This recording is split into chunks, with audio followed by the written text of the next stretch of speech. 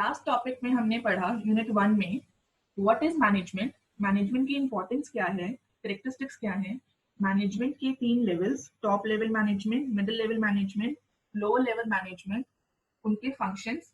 After that कौन से skills individual में होना जरूरी है।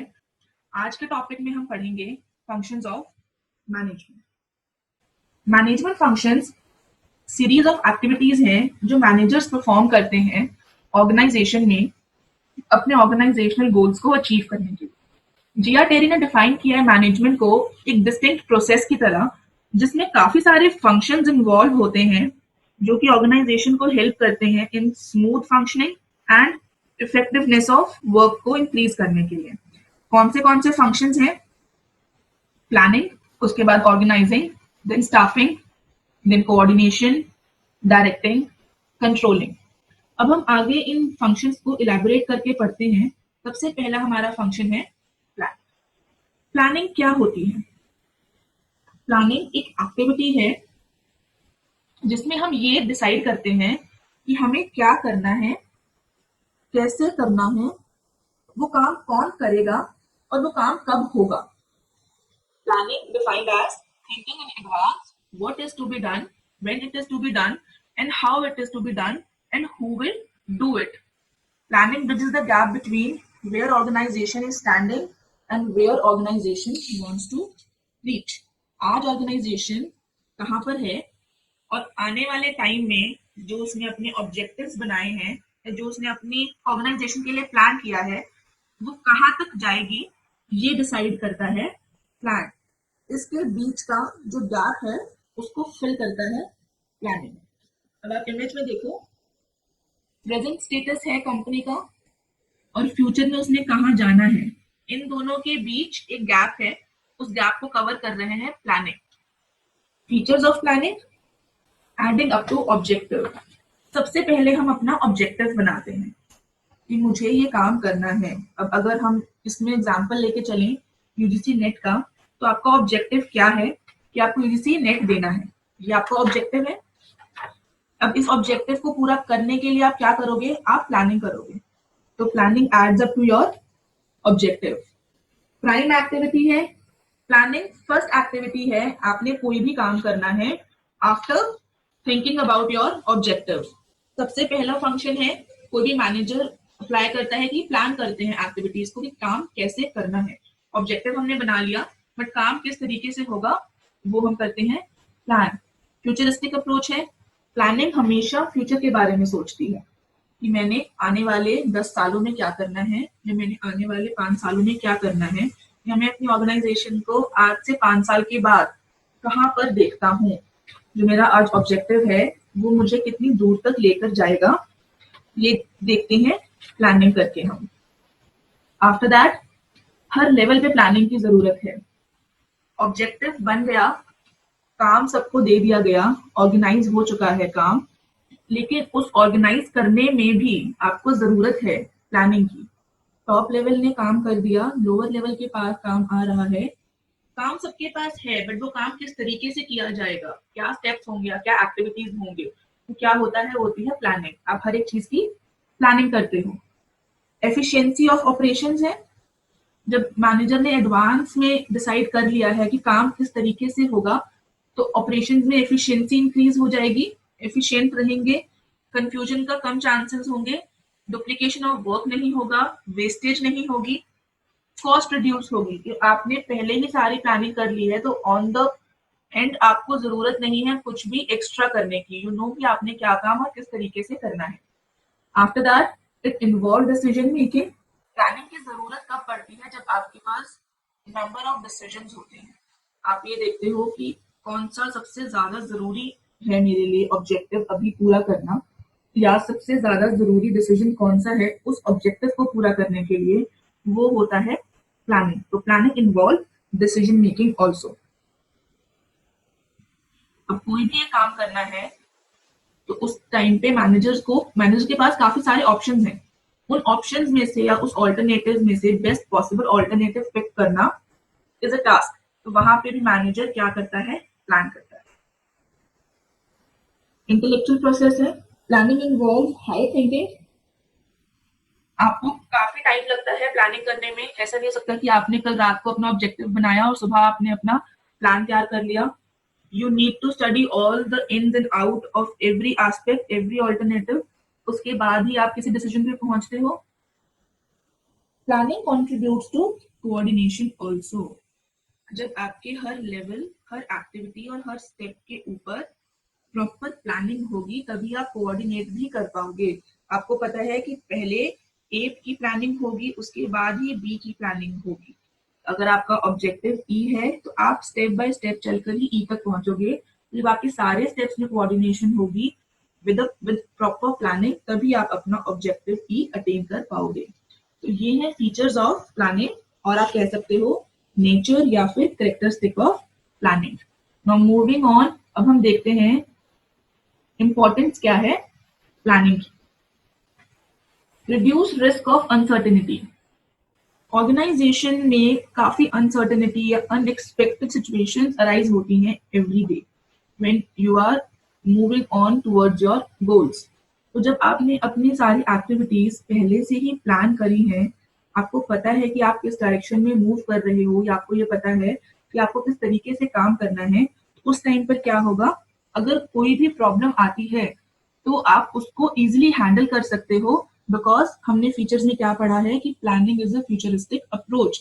आप हमेशा फ्यूचर के लिए तैयार होकर अपना प्रेजेंट बनाते हो। मुझे पता है आने वाले एक साल में क्या क्या प्रॉब्लम्स मुझे आ सकती हैं, तो उन प्रॉब्लम्स के बारे में डिस्कस करके डिसीजन लेकर ही मैं अपना प्लान करती हूँ। तो planning reduces risk of uncertainty. जब सारी की सारी एक्टिविटीज अपने सेट प्रोसेस से चल रही है, everybody is coordinated, everything is up to the mark, उससे क्या होता है, ओवरलैपिंग ऑफ एक्टिविटीज नहीं होती है। फीचर्स में हमने देखा it is efficiency in operations. जब हमने ऑलरेडी डिसाइड कर लिया है कि कौन सा एम्प्लॉय क्या काम करेगा या फिर कौन से स्टेप के बाद कौन सा स्टेप आएगा, तो there are less chances of overlapping of activity. Innovative ideas है, why, because planning is an intellectual process. तो जब आप अपनी मेंटल एक्सरसाइज करते हो, जब आप बैठ के डिस्कस करते हो वेरियस आइडियाज, आपके पास काफी सारे ऑल्टरनेटिव्स है, उस टाइम पे क्या होता है, it gives birth to innovative ideas. जब 10 लोग बैठकर किसी बात पर डिस्कस कर रहे हैं तो आपके पास काफी सारे आइडियाज आते हैं, तो it promote innovative ideas. Decision making में प्लानिंग बहुत ज्यादा जरूरी है। क्यों जरूरी है कि आपने अपने गोल्स ऑलरेडी सेट कर लिए हैं, आपने अपनी फ्यूचर के लिए प्रोडक्शन बना दी है। जब प्रोडक्शन ऑलरेडी बन चुकी है, गोल सेट है, तो अगर बीच में कोई भी प्रॉब्लम आती है that is not good for your goal, तो manager can easily take decision on the basis of your planning. काफी सारे डिसीजंस जो होते हैं मैनेजर्स को लेने हैं, तो प्लानिंग उनको हेल्प करता है उन डिसीजंस को लेने में, क्योंकि क्योंकि सारी एक्टिविटीज ऑलरेडी प्लान है और हम अपनी गोल्स को अचीव करने की तरफ जा रहे हैं। By predicting our future also it improves efficiency. Planning results in systematic and smooth functioning of the company. Why? Because planning is concerned with predetermined course of action. We know हम किस गोल को attain करने के लिए planning कर रहे हैं, तो उस टाइम पर क्या है कि हमारी एफिशिएंसी इंक्रीज होती है, because we are moving step by step towards our goal. Objective पे सारा फोकस होता है। क्यों? क्योंकि आप काम किसके लिए कर रहे हो, अपना ऑब्जेक्टिव पूरा करने के लिए। कंट्रोल फैसिलिटेट करती है प्लानिंग। प्लानिंग से आप क्या करते हो, you reduce the uncertainties, you reduce wastage of resources. If in any case on later stage आप कंपेयर करते हो अपनी प्लान और आपकी एक्चुअल आउटपुट को, तो यू हैव अ बेस कि मैंने ये प्लान किया था, बट मैं अभी अपने प्लान आउटपुट से या मैं अपने प्लानिंग से 2 स्टेप आगे हूँ या मैं 2 स्टेप पीछे हूँ। अगर तो मैं 2 स्टेप आगे हूँ तो दैट इज गुड कि मेरी स्पीड अच्छी है, आई एम वर्किंग गुड और सारी एक्टिविटीज प्रॉपरली काम कर रही है। But if I am not up to the mark, there must be some deviation, और वो डेविएशन हम टाइम रहते हुए पूरा कर लेते हैं। It provides direction, you know आपने किस डायरेक्शन में जाना है। आपको पता है कि आपने जून 2020 यूजीसी नेट में अपेयर होना है, तो आप अपनी सारी प्लानिंग और अपने सारे काम उसी डायरेक्शन में मूव करोगे, ताकि आपको जो आपका एंड रिजल्ट है वो बिल्कुल अच्छी तरीके से मिल जाए। So these are the reasons why planning is important. Planning की कुछ लिमिटेशंस भी हैं। सबसे पहला है प्लानिंग टाइम कंज्यूमिंग है। Why? Because planning intellectual process है। You need good amount of mental exercise while planning something. तो जब आप प्रॉपर्ली प्लान कर रहे हो, यू नीड टाइम, तो उसमें क्या होगा कि आपका टाइम ज्यादा लगेगा। रिजिड है प्लानिंग। व्हाई? बिकॉज प्लानिंग का अपना सेट है, स्टेप्स हैं, आपको वही फॉलो करने हैं और आप उसे ही फॉलो करके काम करते हो। एक बार जो प्लान बन गया है वो प्लान बार बार चेंज नहीं होगा। प्री डिसाइडेड प्लान्स को ही आपको फॉलो करते रहना है। क्रिएटिविटी को रिड्यूस करता है, क्योंकि जब ऑलरेडी आप एक प्री डिटरमाइंड प्लान के ऊपर डेली डेली काम कर रहे हो, आप उसके ब्लाइंड फॉलोअर्स हो कि सर ने कहा है कि ये काम ऐसे होना है या ये एक्टिविटी इस तरीके से परफॉर्म होनी है। You will just listen to your manager and you start working. वो आप सजेशन नहीं देते हो, कोई नए आइडियाज नहीं लेके आते हो, तो वहां पर क्या है, आपकी क्रिएटिविटी रिड्यूस हो जाती है। प्लानिंग कॉस्टली है। Why? Because it involves mental exercise, intellectual process है। कंपनी को प्रोफेशनल्स हायर करने पड़ते हैं, those are expert in planning. After that may not work in dynamic environment. जो चेंजिंग एनवायरनमेंट है उसमें जो प्लानिंग है वो कभी कभी काम नहीं करती है। Business environment almost certain period के बाद या कभी कभी कॉन्टिन्यूसली चेंज होता रहता है, depending upon the economic, political और लीगल एनवायरनमेंट। अब जैसे हम रिसेंट एग्जांपल ले सकते हैं कोविड-19 का। किसी को नहीं पता था कि आने वाले 1 महीने में या 15 दिन में सब कुछ बंद हो जाएगा। तो उस टाइम पर क्या हुआ, आपने जो भी अपनी प्लानिंग करी हुई थी वो प्लानिंग काम नहीं आई। ये क्या था? Limitation of planning. एक्यूरेसी का लैक है। जरूरी नहीं है आपने जो काम किया है वो एक्यूरेट ही हो सकता है कि अगर कोई और प्लान उसमें आता तो भी आप काम कर सकते थे। एक्सटर्नल एनवायरनमेंट का काफी ज्यादा इन्फ्लुएंस होता है बिजनेस हाउसेज में, whether it is technical, political या इकोनॉमिकल। हर तरीके से एनवायरनमेंट काफी ज्यादा इन्फ्लुएंस करता है ऑर्गेनाइजेशनल गोल्स को। तो ये भी एक प्लानिंग की लिमिटेशन है, बिकॉज आप हर बार एक्सटर्नल एनवायरनमेंट को प्रिडिक्ट नहीं कर सकते। तो इसके चलते भी कभी कभी आपकी जो प्लान हैं वो फेल हो जाते हैं। After that let us understand कि प्लानिंग का प्रोसेस क्या है, कौन सी सेट ऑफ एक्टिविटीज हैं जिससे हम अपना जो ऑब्जेक्टिव है, जो हम अपना प्लान है उसको बनाते हैं। सबसे पहला और फॉरमोस्ट फंक्शन है किसी भी ऑर्गेनाइजेशन का to set up their objectives.